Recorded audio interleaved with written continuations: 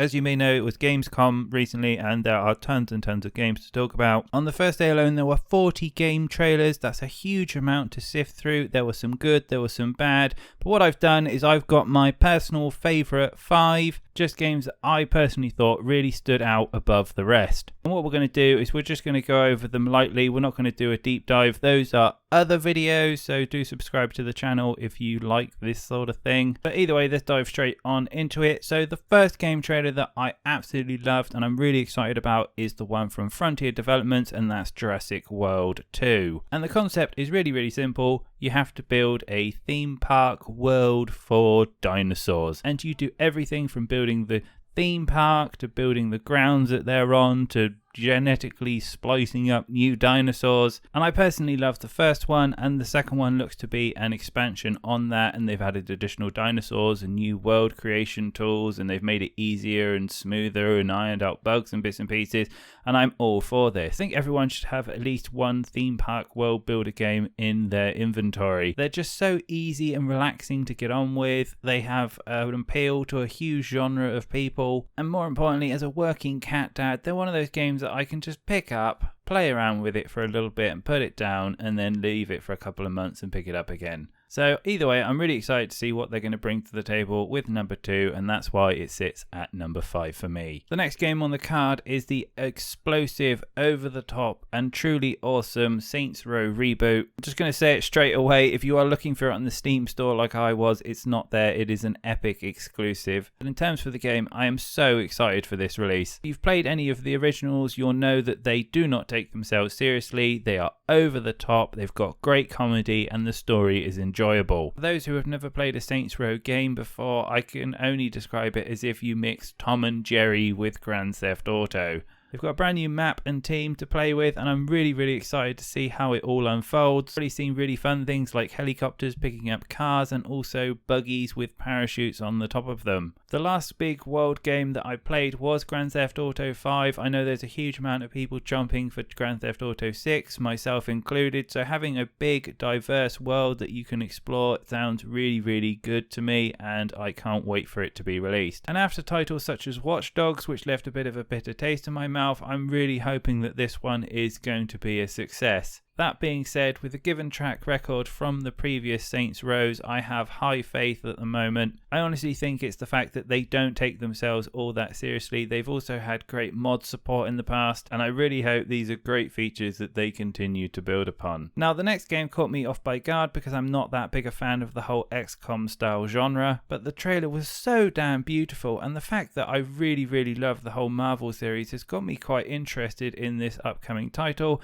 and that of course is Marvel's Midnight Suns. Typical superhero cliche fun. There's a big bad that you've got to deal with. It's Lilith this time round, and to do so the trailer had you resurrecting her daughter, and everything looks so gorgeous. Everyone had this kind of like sun style armor, and it looked very thematic, and it really built up a lot of energy, and hence I am very excited about this. Additionally, it looks to have some really cool cast in it. I saw Wolverine, I saw Ghost Rider, and my personal all-time favourite was Blade. Now, the total fanboy in me is hoping that he gets voiced by Wesley Snipes, but it probably isn't going to happen. But taking this all into combination, it looks and sounds truly awesome. So due to the fact that it just has so much fan service for me, and it looks absolutely gorgeous, I am putting this on my number 3. If my number 1 game hadn't come along, this game would have definitely been at the top. But it's now at a nice tidy number 2, and that is Cult of the Lamb. Now, I don't know how Devolver do it, but they have fingers in so many indie pies, and they're always so beautiful and cool and vibrant, and it just makes you want to play them. As soon as I saw Cult of the Lamb, it instantly reminded me of Wizards with a Gun, which is also under the Devolver umbrella, and it had that same thematics and feel. The animations were both cute and funny and vibrant. They looked really fun, and the gameplay looked just so good. This whole idea that you can, you're this tiny cute little lamb and you're building up your own cult, and you've got like survival elements and world building, and you've got to like defeat other cults from what I've seen in the trailer. It just sounded so fresh and fun and comedic, and just the kind of thing you need to brighten up your day after a long hard day at work. I've been a big fan of the whole thematic thematics that this game has, so that simple, clean, kind of hand-drawn look. And the trailer had just enough good, funny moments to kind of showcase what the game was about, but also enough gameplay to give me an idea what I'm doing and how I'm going to do it and what sort of fun that I'll be up to. So if you haven't seen it yet, check it out on Steam. It's being developed by Massive Monster and it's under the Devolver umbrella. It is planned to be released in 2022, but we don't have many more specifics aside that. My last final game, my number one of all the releases so far, is the fantastic Dokkan V. It is developed by Pearl Abyss. If you don't know who they are, then you may have heard Black Desert Online. This is a game that was originally set to be an MMO, but has been later pushed into a collectathon action world open explorer style thing. This game looks absolutely gorgeous. I believe it's been developed in the Unreal 5 engine, or if it hasn't, they've done an incredible job with whatever engine they're running it on. Pearl Abyss have always done a great job at creating fantastic models and details and just worlds that you go into. I mean, Black Desert Online is a great example of this, and it just looks so good. I know I keep saying this over and over again, but I highly recommend you check out the trailer if you've not seen it.